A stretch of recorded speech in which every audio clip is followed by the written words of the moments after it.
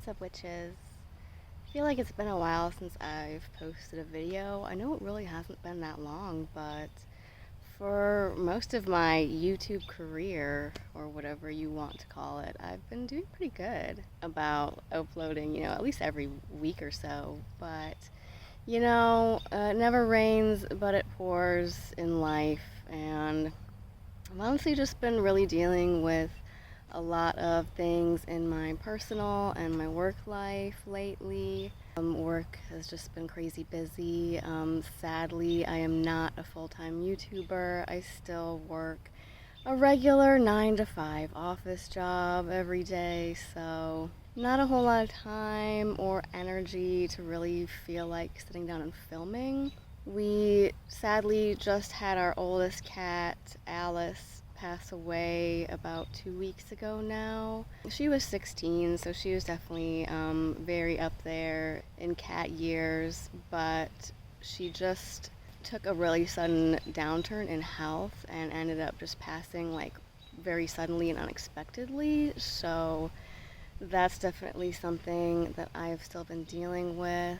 And then right after that, this past weekend, we had my black cat, Merlin, my favorite witchy familiar boy, had a flare-up of his chronic health issues, so he was in and out of the vet and the emergency vet clinic all weekend, and so luckily he is back home with us now and improving and doing really well. But yeah, I've just been kind of really going through it lately, you guys, and I just haven't really had a whole lot of time or energy to want to sit down and film a video. What I thought I would do while I'm kind of working on doing some more in-depth research-based videos, and so much as I do those, I thought that I would just maybe make a little informal, fun vlog to put together for you guys for all of the things that I have been working on for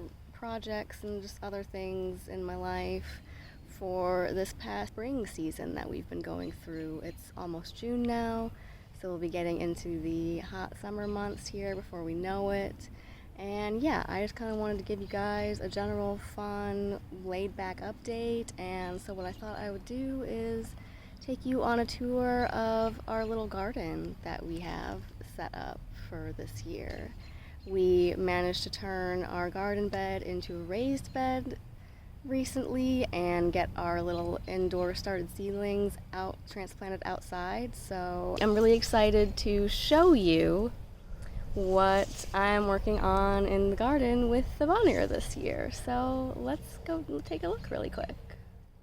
So you can see my yard runneth over with wild chives right now. This is what I like to refer to as our outdoor kitty enrichment area, and that's my excuse for why we don't mow it very often back here.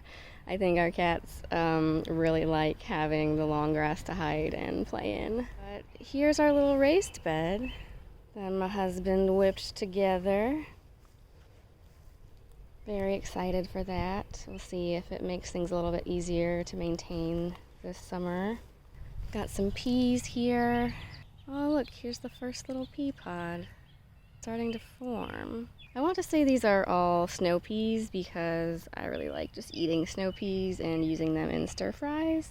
They're looking a little sad down here. They were growing indoors for quite a while, and so I've noticed this is actually pretty common when you transplant seedlings from indoors to outdoors. These are all the leaves that the plants grew when they were indoors, under indoor light only. And so I found it's actually pretty common when you move your seedlings, or at least when I move my seedlings outside into the sunlight, that the indoor leaves will just die back and the plant will grow all new leaves that have adapted to the different level of light. So it's looking a little sad down below, but I'm hoping that since it's doing good up here at the top, that I will actually get a decent amount of peas this year. And then next to that, I have some cucumber, and then I believe this is a squash. I can't remember exactly what type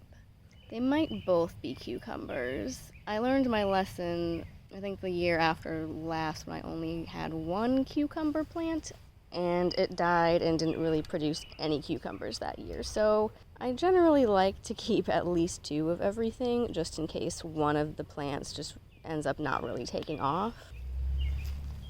But at least one of these are cucumbers, I know.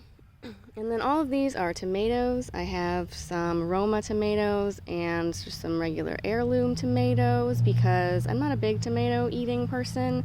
I kind of view them more as a condiment. But I did enjoy making my own spaghetti sauce last year from some tomatoes that we grew. So I wanted to have the Roma tomatoes for canning, and then I also really like to make salsa.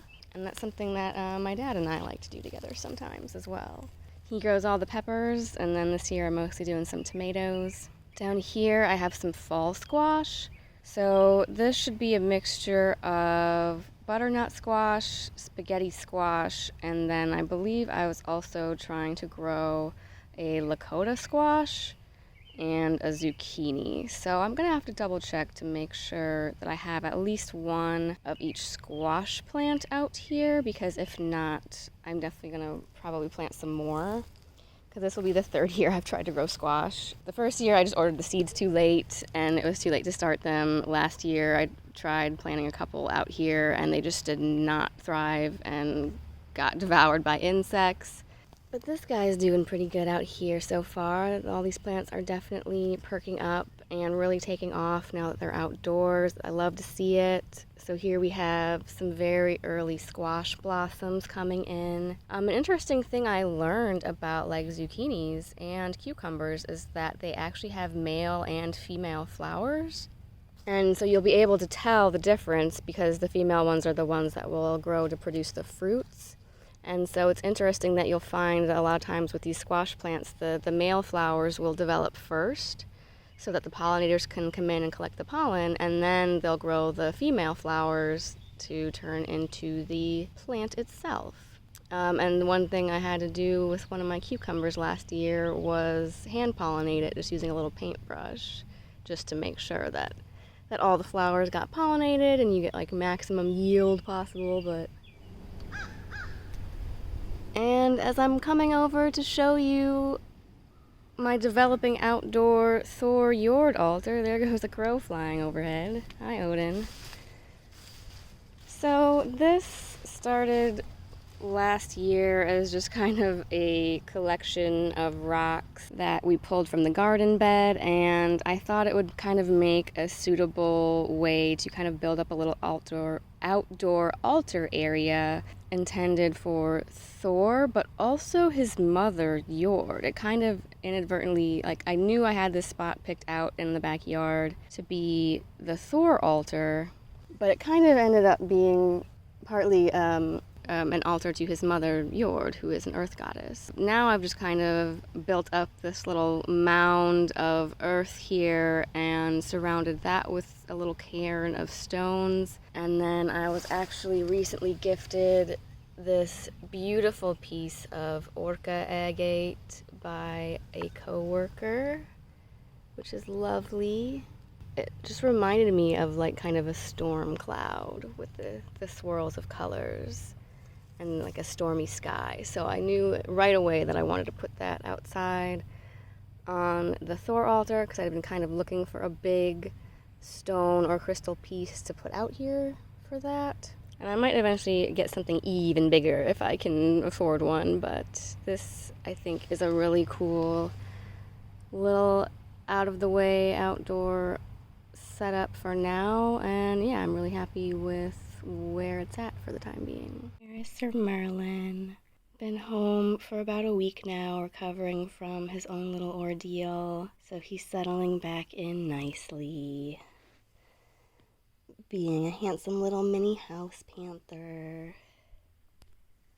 and bearing his little battle scars here. We'll have to wait for his fur to grow back in, so he's got some little patches. Oh, thank you, yes. This bed.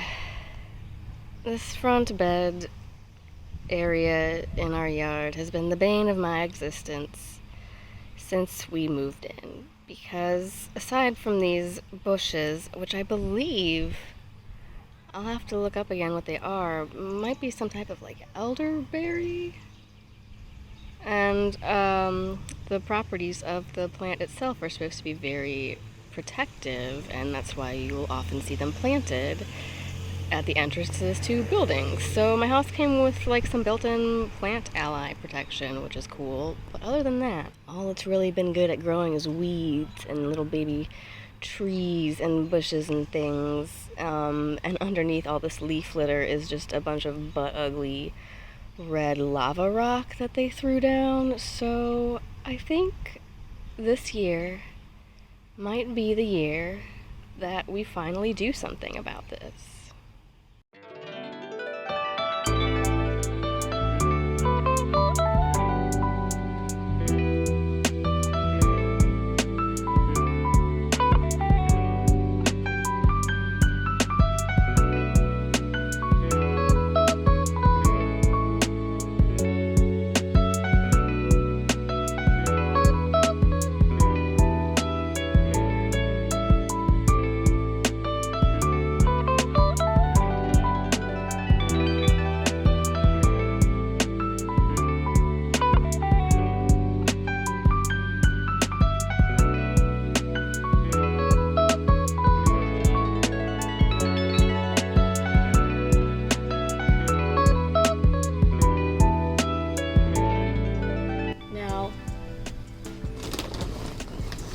I am not getting rid of this bag of leaf litter. Nay, nay. Because you know what we call this? Free mulch and fertilizer. So I'm gonna hang on to this until I have all my seeds, and I think I might run out and get some actual flowers or something to put in here while I wait for the seeds to grow. But once that's done, I'm gonna put this back out as mulch to keep any weeds and things from hopefully growing back.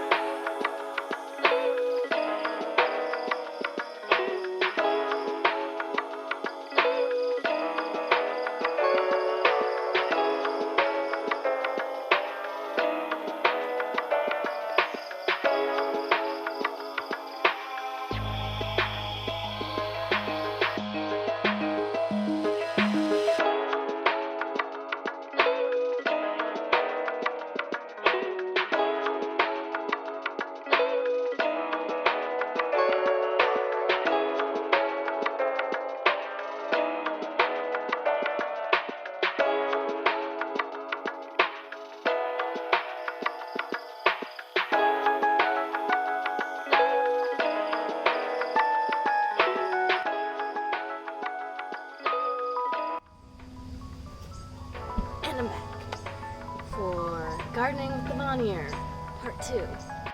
Scored some awesome deals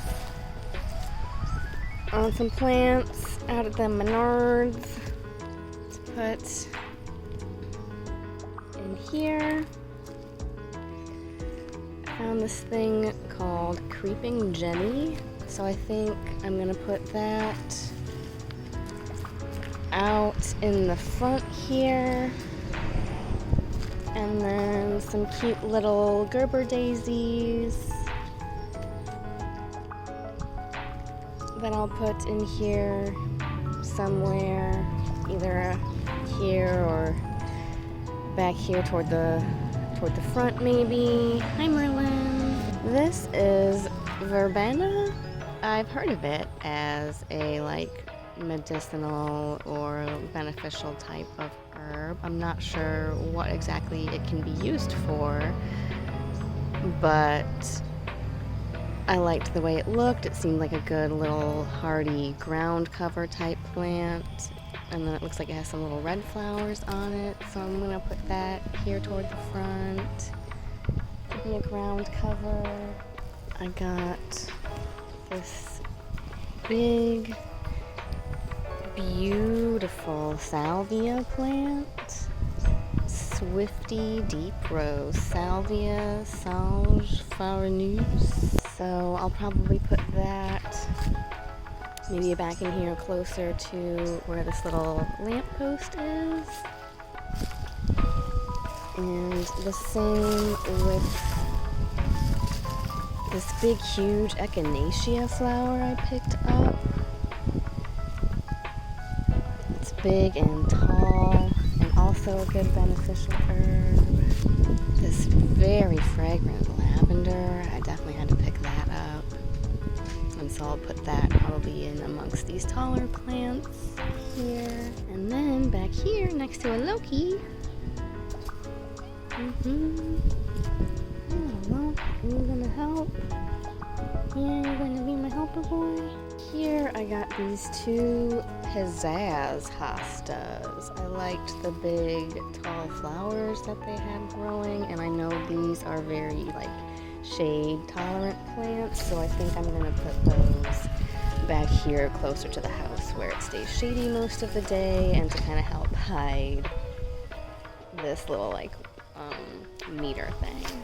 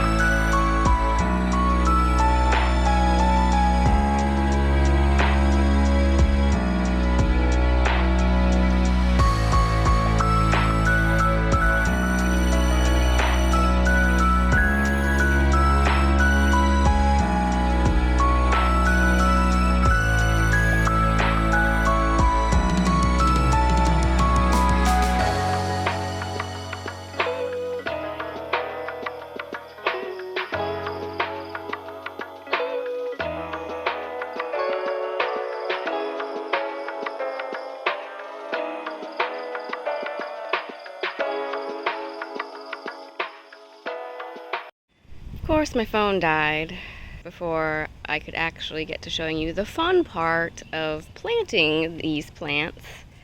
But here they are in their happy new homes.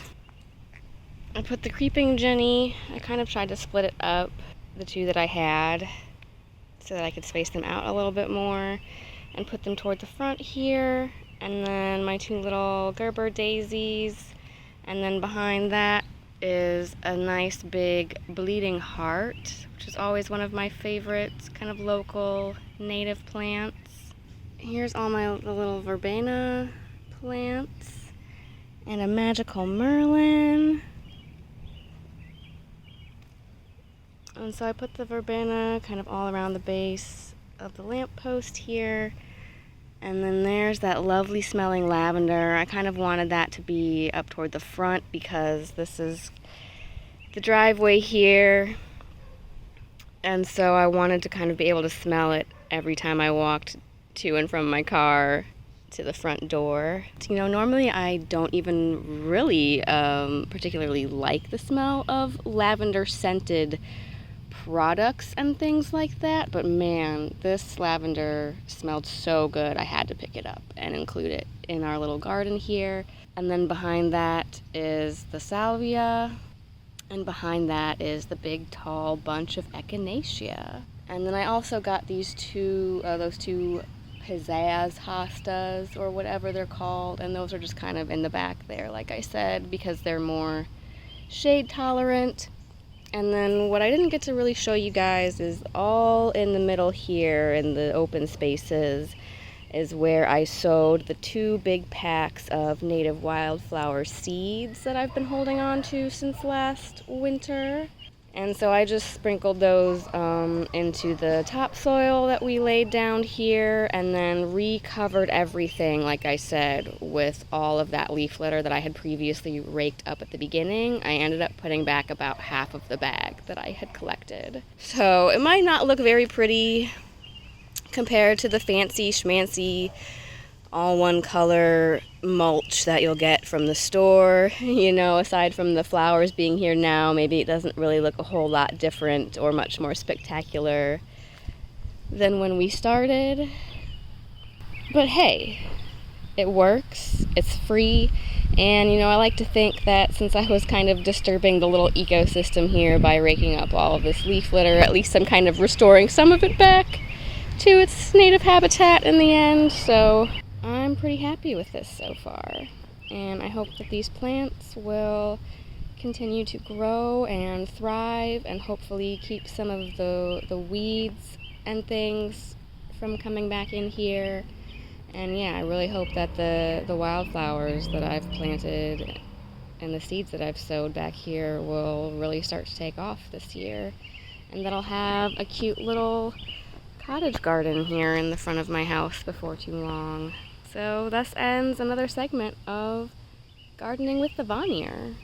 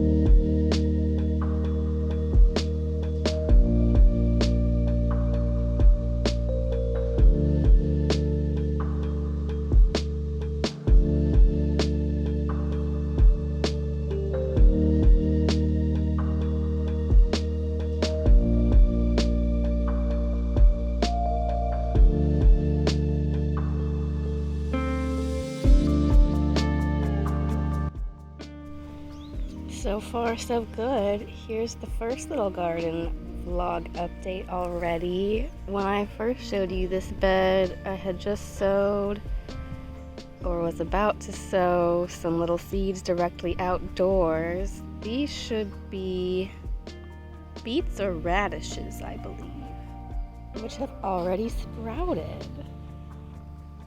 Got some little peas here it looks like I can harvest already. Gonna have to set up a little trellis for these guys soon. They're already sending out their little feelers. And then over here, some little lettuce seeds that I just sowed directly into the ground. I thought that it would make a really good little ground cover crop that we can just grow really quick and harvest. It's just like a lettuce mix that they always throw in for free through the seed company that I usually order my seeds through, and I'll put a link down below in the description once I remember where that is. But yeah, getting some little sprouts already, so hopefully I'll have some salad mix ready to go here before too long. So to close out this vlog style video, what I'd like to do is honestly just kind of have a little chit chat, catch up with you guys. I say you guys as if I have an actual audience out there somewhere, but to like all 5 of you who are gonna watch this vlog, hi, thank you for sticking it out this long. I thought maybe I would just kind of reflect on some of my own personal experiences, where I'm at with my spirituality these days, because I feel like as weird as it still kind of is at times for me to feel like I'm one of those people who's just spilling their guts to strangers on the internet, like especially with this video kind of delving into a little bit more of my personal life and things like that, because I haven't really shared a whole lot of that so far, and I'm not really sure how much I'm going to keep sharing in the future. What I wanted to make sure that I do is, in addition to just kind of sharing with you more of my like research-based videos where I kind of just talk about, you know, stuff that I've read lately and just random ideas and concepts floating around in my brain. It's also kind of something that I started to serve as like a video journal for myself. And so I think it will be nice to be able to look back and see some of the things that I've done and to be able to reflect on those experiences that I've had, share little like signs, synchronicities, and different things like that, because when I'm kind of feeling down in the doldrums like I have been lately, or like feeling more of a disconnect with the deities that I've been working with, it's nice to be able to go back and either in like a journal or in these videos see even those like small little signs and synchronicities and instances where I felt like the energy and the presence of the gods, and those little reminders, those little everyday reminders that yes, they are real and they are listening even when it doesn't feel like it. So back at the end of April, like first weekend of May,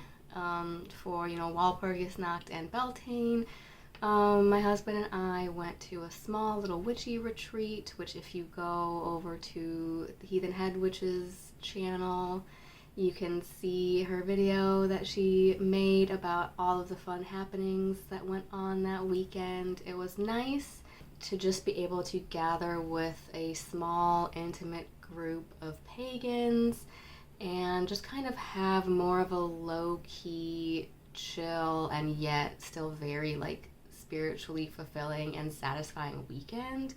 Because as fun as, you know, the gatherings and the bigger gatherings can be, it's a lot of very like go, go, go. There's always something happening. The FOMO is real. So it was kind of nice to just have a small laid-back group to get together, and aside from like a couple of the larger rituals that we had planned, including a land of a tear offering ritual that my husband and I led together. It's the first time that he's ever participated in leading a ritual with me. I've done a couple by myself, and then at the Wisdom of Odin Ostara performed a group ritual with 2 other ladies. But yeah, it was kind of fun to see that progress of when I first started exploring this path and getting to know the Norse gods.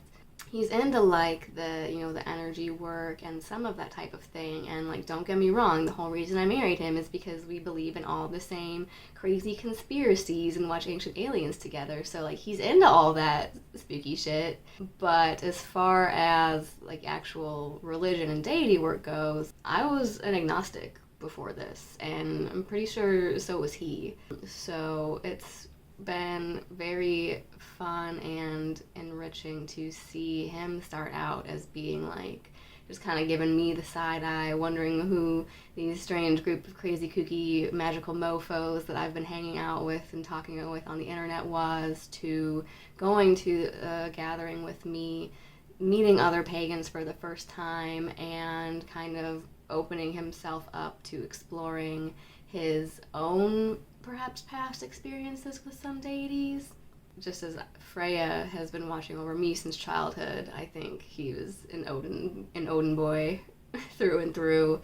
So that was really a good time, and I'm really happy that I have not only a supportive spouse, but one who will actively and willingly participate in some of this stuff with me. Because like, even I'm still getting out of my own comfort zone as far as being more showy and demonstrative out there with my spirituality, even like in the throes of ritual. It's still hard for me to kind of bring those walls down and really let myself get into it and like into the moment. That's definitely something that I'm still working on and pushing myself out of my comfort zone with. That's also a big reason why Odin pushes me to do a lot more of that public speaking, and even if I'm just speaking with him alone at the altar, he, I think, prefers if I speak aloud. And Freya with, just keeps sending me these messages over and over since I started working with her of, stop hiding your light, why are you hiding yourself away from the world, time to show yourself, and come out of my shell and out of my comfort zone and start meeting people and putting myself out there more. So they both are kind of pushing me in those ways to test myself and comfortably push my own boundaries while still maintaining and establishing healthy boundaries. So it's been an interesting dichotomy there. I think my key word for this year, and probably just life in general, is balance. That being said, the other thing that I'm really looking forward to now that it is June 1st, when I'm filming this part of the vlog, we are officially now in June, and so I thought this vlog would just make a good transition to kind of encompass everything that I've been doing over the spring and early summer months. The next thing that we have set on our agenda, I just really wanted to do a laid-back, informal group camping trip with some local pagans. Not only because I just really like the outdoors, my husband and I love camping. We try to go at least once or twice in the warmer months. Usually here it's a little bit more difficult in the spring because it's mud season and everything's just wet and muddy everywhere. Fall is usually when we'll do the bulk of our camping trips, but I have one that I have planned all on my lonesome to go camping at the Mark Twain Campground and Caves in Hannibal, Missouri. It's a big tourist town right on the border between Illinois and Missouri on the Mississippi River, and it's famous for being the home of the author Mark Twain. So it's the Mark Twain Cave and Campground. I guess the whole like touristy pitch of the cave is that it's supposed to be akin to the cave that they're having all their adventures in the Tom Sawyer novels. So it is kind of, from what I've gleaned, a little bit more touristy. I'm expecting a little bit more of that type of setup. I know they just give like tours that go walk you through the cave and stuff, but I'm still really looking forward to it. I haven't been inside a lot of cave periods, so that'll be some fun and an interesting thing to see. I'm looking forward to getting some outside time and just having a long, fun outdoor weekend. And we do have, hopefully at least a handful of other people that I haven't really had a chance to meet yet in the community joining us. So yeah, that's something that I have coming up here to look forward to. More along the realms of spiritual experiences that I wanted to make sure that I emphasized and touched on, because just within like the last couple months, last 6 to 8 months, I would say there has been a lot that I haven't really taken the time to go back and acknowledge. I definitely was at the time, anytime I would say prayers and make offerings to the gods, asking for help with specific issues or trying to manifest specific things. That's definitely another area where I still kind of struggle. For one thing, I feel like I never really know what to manifest for myself. Like, I can never think of anything. I'm like, well, I guess I'm pretty good right now, like maybe I could use some more money, but aside from, getting a pay raise or a second job, like I'm not really expecting any unexpected windfalls to come my way. I guess for me personally, as opposed to like smaller everyday helpful workings and spells, I kind of try to save that up for when I really need to pull out the big guns. Overall belief that I kind of have personally that the gods, and especially like Odin, help those that help themselves. So it's hard for me to just go ask them for help with things.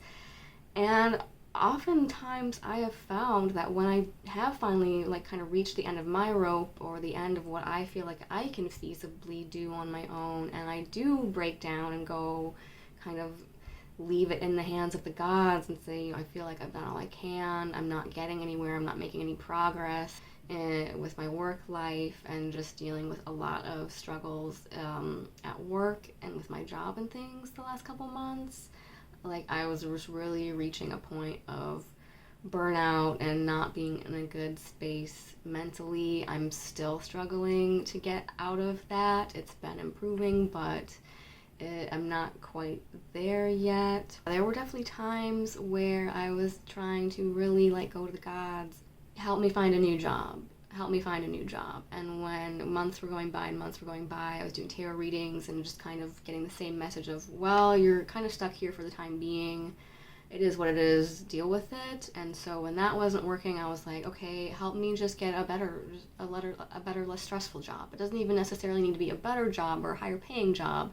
Just help me get into like a work environment in general that is less stressful. And this was when I was even starting to reach out to the Hindu god Ganesha as a remover of obstacles for some outside help with removing obstacles from my path. I was just, feeling really stuck in life, and like I wasn't getting anywhere, like nothing was ever going to change, and I was just going to be stuck in like these same stressful, shitty situations forever. And there were one or two big instances where I was just really feeling hopeless. I had pretty much just given up trying to change or do anything. The gods came through for me in big ways, big ways. I was like going through medical issues, health issues, trying to go back and forth with my doctor to get paperwork filled out and filed, and feeling like I wasn't having a lot of luck with it, and not getting a response from them, and I was feeling like I was just going to give up, and it was going to be what it was going to be. And luckily, obstacles were just removed from my path without me even having to do anything. Things worked out in my favor, and in a way that I was not expecting. Because, I'm sure anyone that has dealt with, doctors and doctors' offices and having to deal with working around your health issues and your work schedule and all of that fun stuff, like, it's not easy. In fact, they sometimes make it as difficult and put as much red tape in front of you as possible. And it just felt like all of that was cleared away at the last minute for me. A couple months ago, I just had like a couple more big changes happen that went a long way toward helping to improve my work environment. Like I said, it's not all the way there yet, but just another big unexpected change. A thing that I often turn to Loki for is, even if it's like chaotic and there's like upheaval and that type of like chaotic change happening, and you feel like you're just have a lot of things being thrown your way, and yeah, chaotic to say the least, I will at least ask him to make there be a benefit to it, make it be for a purpose. I feel like he's chaotic neutral most of the time, so I'm like, if you gotta bring the chaotic change, can we bring the chaotic good change? The gods definitely helped me out in that aspect, and once again, just like removed some obstacles from my path and helped make some changes that I had not even thought to ask for, did not think were going to be feasible, did not see the situation changing anytime soon, and it was like literally just a blessing was handed to me unexpectedly. Yeah, I just really wanted to at least, briefly gloss over those moments without kind of getting into too much personal detail, but just to document and share that even when I was kind of in the depths of despair and really going through it and not really feeling a solid connection or even able to maintain that solid connection and relationship as much as I usually like, even if I'm just going to the altar, when I think of it, to like leave Frey a little treat or a snack or just say like, hey, I love you, just to maintain like that line of communication open has been hard for me to make the time or just feel like I have the energy the past couple months. And so it's just always really reassuring, to the point that like when I think back on some of those moments, it makes me want to cry, just because it's almost just so miraculous the way certain things fell into place. But yeah, it just goes to show you that even when you're not really feeling the connection or feeling like anything's going your way or like you're ever gonna receive the things that you have asked for, you might not always get exactly what you have asked for. Things might not always happen exactly the way you wanted them to or the way you planned, but they usually work out the way that they were supposed to or the way that they needed to. And I feel like I've been given a lot of unexpected but good things from the gods that I did and did not necessarily ask for. Sometimes it can really be as simple as just asking. Odin and Loki, you gotta be very careful what you wish for and make sure that you're being very specific in your wording, because there have been a couple times when I have finally like gone to Odin and said like, hey, I feel like I can't do any more on my own, can I get some help? And like, yeah, bam, like that, it's done. And I'm like, really? It was that easy?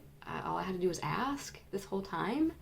And it was kind of just like, yeah, you just didn't ask the right question before. Or you just didn't ask for the right thing before. So just something to keep in mind. And I think I will leave it on that note and end the vlog here. So thanks for sticking it out. If you've watched all the way to the end, you're it all. I really appreciate it. So until next time, stay classy, pagans.